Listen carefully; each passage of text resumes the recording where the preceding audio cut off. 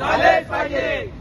अरे या प्रदूषण मंडळाचं करायचं काय? खाली डोकं वर पाय। अरे या प्रदूषण मंडळाचं करायचं काय? खाली डोकं वर पाय। प्रदूषण करणारे कारखाने बंद। प्रदूषणाला प्रोत्साहन देणाऱ्या अधिकाऱ्यांचा धिक्कार असो।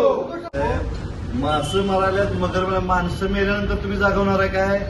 नसेल तर तुम्हाला आणून ते पाणी पाजणार सांगून ठेवतोय। तुम्ही पोलीस फोर्स लावा नाही, काय लावायची लावा। म्हणजे वर्षाला मी याचं निवेदन द्यायचं जायचं काय? प्रत्येक वर्षी पाणी सोडतो वारणा कारखाना कुठलाही असेल जल कायदा 1974 मध्ये कारवाई करून त्यांना अटक झाली पाहिजे। आणि आमची मुख्य मागणी आहे साहेब, तुम्ही रेफरन्स देता जे कारखाने जे खाजगी असोत सहकारी असोत किंवा खाजगी कारखान्याच्या एमआयडीसीचे असोत त्यांच्या वैयक्तिक संपत्तीतनं जी नुकसान भरपाई घेतली पाहिजे। कारखान्याला दंड होता कामा नाही। कारखान्यावर म्हणजे आम्हाला सभासदांच्याकडनं पैसे उंची निवास बसल्यात आणि निव्वळ तुम्ही प्रदूषित करायला लागलाय। तुमच्या हलगर्जीपणामुळे पंचगंगेची वाट लागलेली आहे। आता जराशी चांगली राहिली आहे ती कुठेतरी वारणं राहिल्या, त्याची सुद्धा तुमच्या या हलगर्जीपणामुळे आणि निष्काळजीपणामुळे वाट लागायला लागलेली आहे। तुम्ही ऑफिसमध्ये बसून बाटली बंद पाणी प्या, बायका बोलांना बाटली बंद पाणी द्या आणि आमची वाट लावा तुम्ही तिथं। त्याचा कुठेतरी निर्णय झाला पाहिजे। नंदीबाई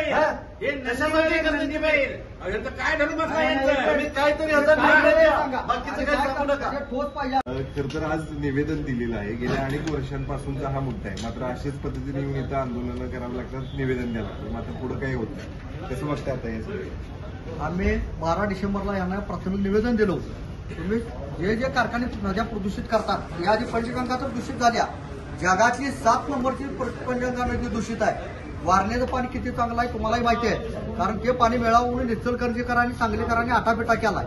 आम्ही दिलं नाही त्याची कारण वेगळे आहेत, परंतु आज वारणा इतकी प्रदूषित केल्या वारणा कारखान्यानं आणि त्याच्या भोवतीलचेही कारखाने वरचीवर मळी सोडतात, रसायनं सोडतात।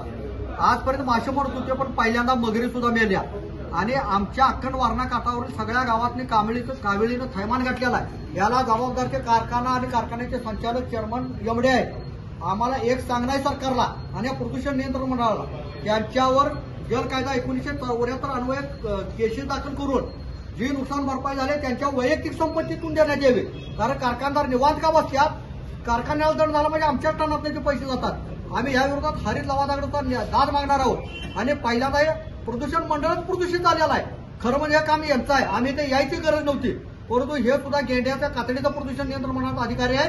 ते नुसतं झोपचं सोंग काढतात, जुलबी पत्र देतात, नोटीस काढतात आणि असं नोटीस काढून काय होत नाही। आम्हाला 500 नोटीस आतापर्यंत झालेलं आहे।